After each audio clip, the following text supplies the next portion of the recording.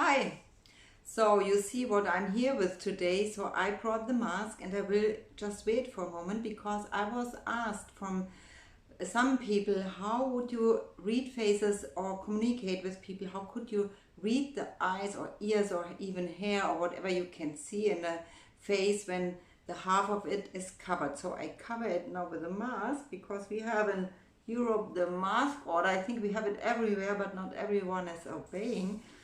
So it's not easy to even talk with a mask, but you can see I just use more the body language, I use more gestures, and I use definitely more my hands and a little bit probably higher subconsciously than I would do without a mask. It's getting worse when we have to wear glasses, so because then it can get steamy, then we can't sometimes see anything. Okay, when we put this part here underneath and like this above, then it's even a little bit better and it works. Yeah, I can see now, I could even read. But to go back to the face reading, what can we read or how can we read the face when almost the half part is covered? I think this one here covers more than 1/3. It's probably 1.5 thirds from the whole face. So we don't have anything, the chin, the mouth and the nose and part of the cheeks, which is mouth, the most important area. Everything else is important too, but mouth is the most behind or after the eyes. But now we have to pay attention to the eyes even more. So let me just smile to you, and I think you can make it out that I'm smiling. Now let me try to show you anxiety. Anxiety can be like this, or surprise. But surprise can be both. It can be like a nice surprise, it can be just a bad surprise or whatever it can be.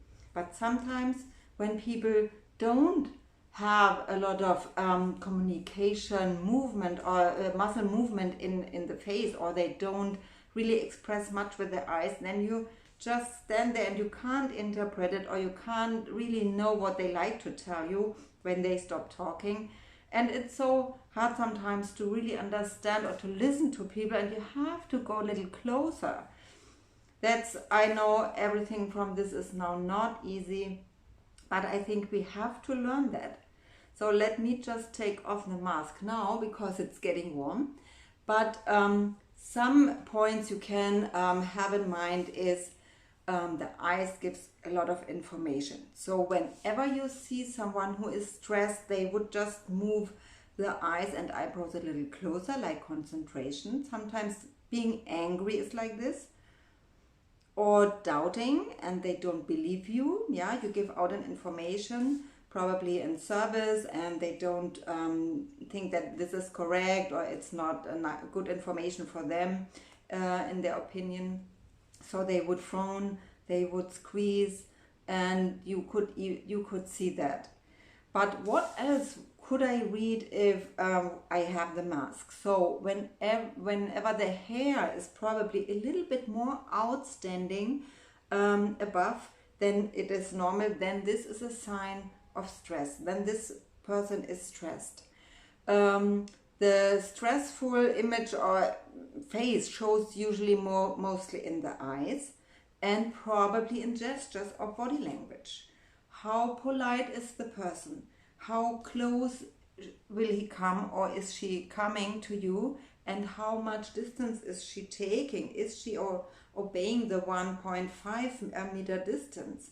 Or is she just not interested in following the rules and comes close, or probably they would even touch you even if you would not like it. So body language, gestures, that is really important to read. I was asked if ears or something else is to read in a face with a mask. It's not so easy because usually ears don't actually move a lot. I know some people can, but they usually don't move, or they don't give us so much information in the moment. They tell us more about the personality and character and childhood. So whatever, probably a little bit you can read through it, but as well that is not easy to find out what that means. And I think the most important part is the face with the eyes, or the part with the eyes, and eyebrows too, because eyebrows, they move a lot while talking, and they give us a lot of information. Frowning, questioning, being doubtful, having something else in mind than being told, or whatever that can be. So I think the most important are eyes and eyebrows. So I know we are in special times. It's not easy for everyone of us, but I think we probably can try to get used to the mask. It's helpful. And yeah, stay healthy, everyone, and have a good week. See you soon. Bye bye.